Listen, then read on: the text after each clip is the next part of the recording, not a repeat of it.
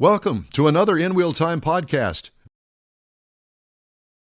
All right, time now for this hour's car review. Had a chance to drive the all-new 2025 Ford Expedition Max. It was assembled in Louisville, Kentucky. Here are the available trim levels: the Active, the Max Active, the Platinum, the Max Platinum, the Tremor, King Ranch, and Max King Ranch. We drove the Max Platinum. This is a standard or full-size SUV body-on-frame. Old school, but boy, it works great. Seats, well, 3 rows that hold 7 seats, including the driver. Exterior changes from last model year, redesigned for 2025. You have to ask yourself, though, first, will this fit in the garage?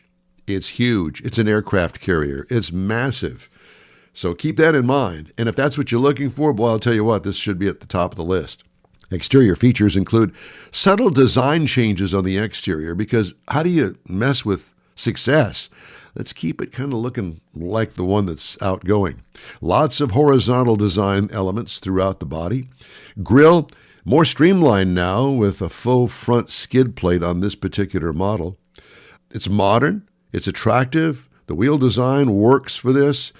It has lower profile tires on it, which I noticed, so it's got to be significant if you can notice the lower profile tires. 2-piece tailgate works well. I'll tell you about that more in a minute.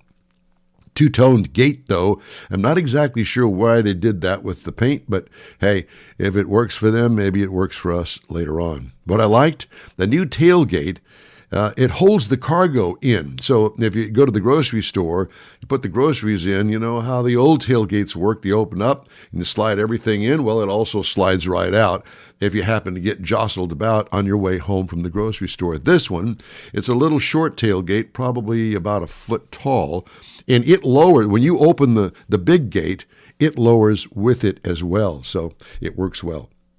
Interior highlights, all new interior for 2025, spacious cabin, quality surfaces throughout, 2 screens now to accommodate the high-tech features that this comes with. It has a movable center console. Yeah, you can slide it back and slide it forward, not just the lid. I'm talking about the whole thing, which is kind of cool. It allows for big purses, cargo right up there by you. Cargo and trunk room, well, it's big back there with the 3rd row down, obviously. What I liked about it, again, the spaciousness of it, because it's big. Engine, well, this comes with a 3.5-liter high-output EcoBoost V6 engine that turns out 400 horsepower and 480 pound-feet of torque through a 10-speed automatic transmission. Tow rating is up to 9,000 pounds with the right hitch on it. Miles per gallon, you know, if I got to tell you, I will. 15 miles per gallon in the city is what it's rated.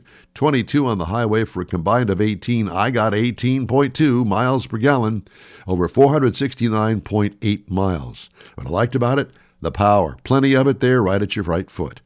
What could use improvement? Hey, Ford, how about adding a hybrid powertrain just to up the mileage a bit? Just a thought. Ride and handling? Well, this is an extra-large vehicle, and it rides like one. Boy, I'll tell you what, that ride is awesome. What could use improvement? I don't know. I think they did a really good job considering its size and its weight. Boy, it's really nice. All right, here's what you've been waiting for. The pricing on this. Base trim price, $80,445. Prices tested, $85,970, and clearly that is before taxes. Base model price, you can get into one of these for as little as $57,400, if you call that little. Competitors, I'll think you know what they are. The Chevy Suburban or the GMC Yukon XL. They kind of go down the same assembly line, just a little bit different look. But $61,500 is where they start. The Toyota Sequoia, not quite as big, but it depends on who you ask what is big. The Sequoia starts at $62,425. And then there's the Nissan Armada. It starts at the bargain basement price of $57,520. And that is my review of the brand new 2025 Expedition Max.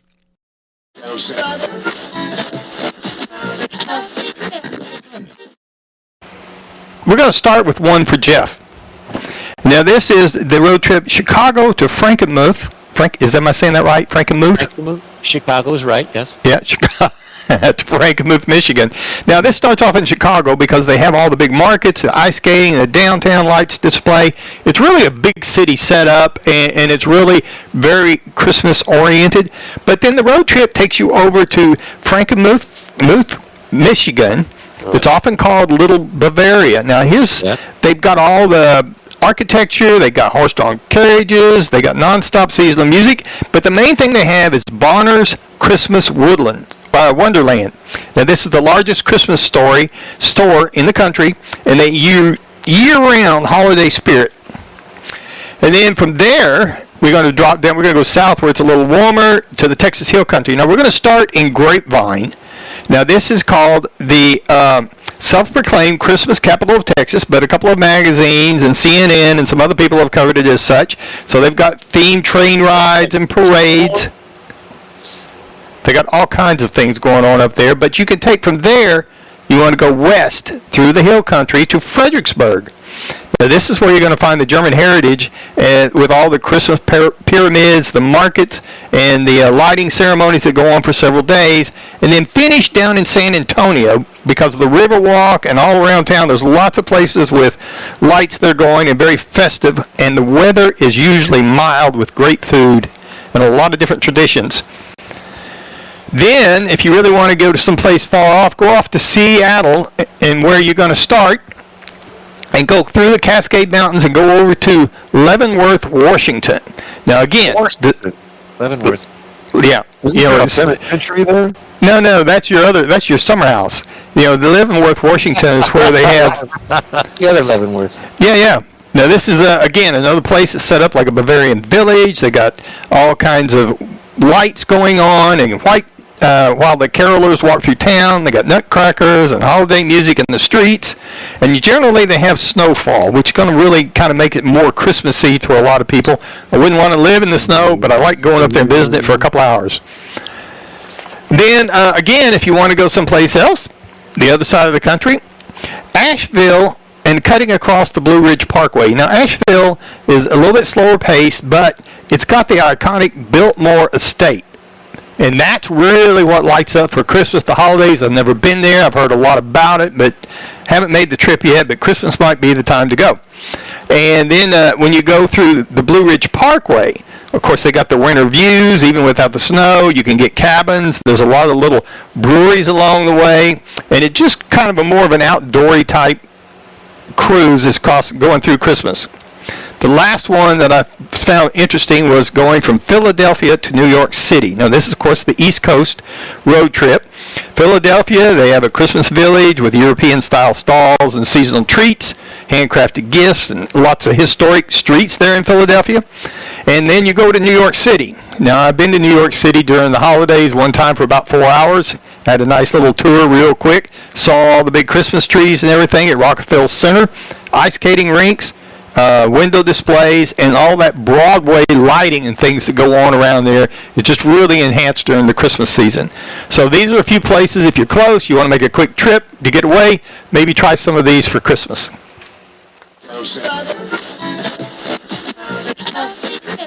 Time now for Jeff's Car Culture. 5 things that could be against the law while driving your RV. That's right. And RV living and travel are booming like never before.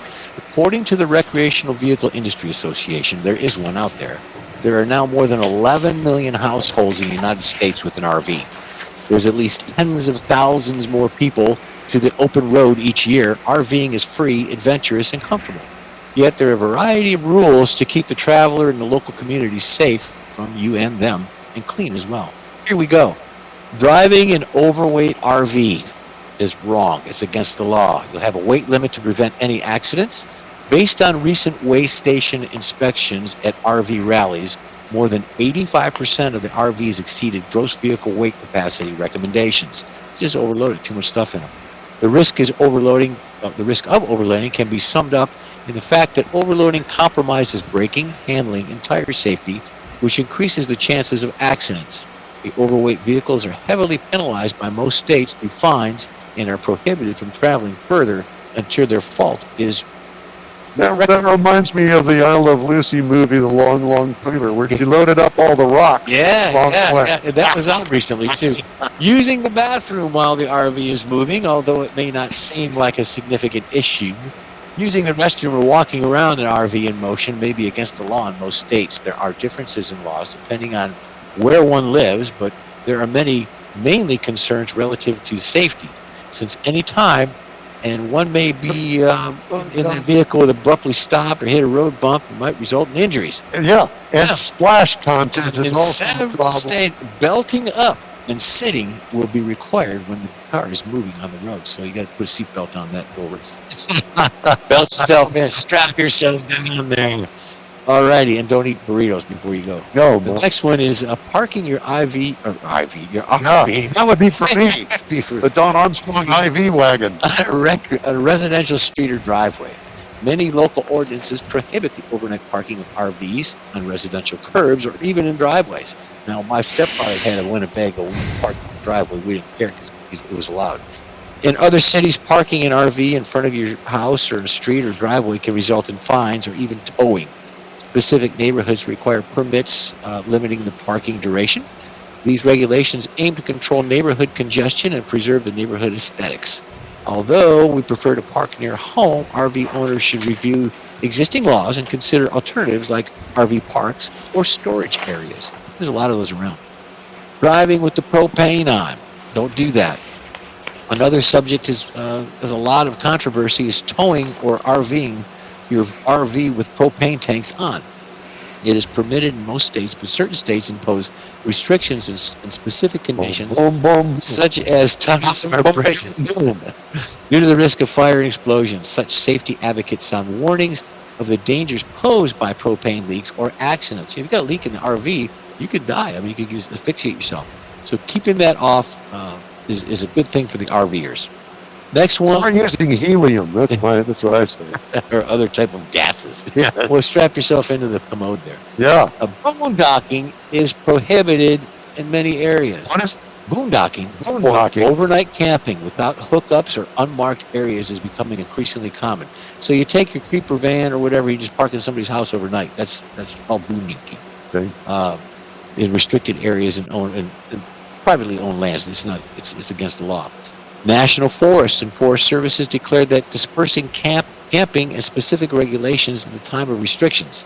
Violators risk fines and are forced removal. By adhering to these regulations, the natural spaces can be maintained, and no tensions with the locals or landowners can be created. So always know where you're going to park it. Don't just pull up to somewhere and throw your chair out there and flush your commode and all that stuff. Yeah, a lot of people used to, while they were traveling, use Walmart or Kmart parking lots overnight. Yeah.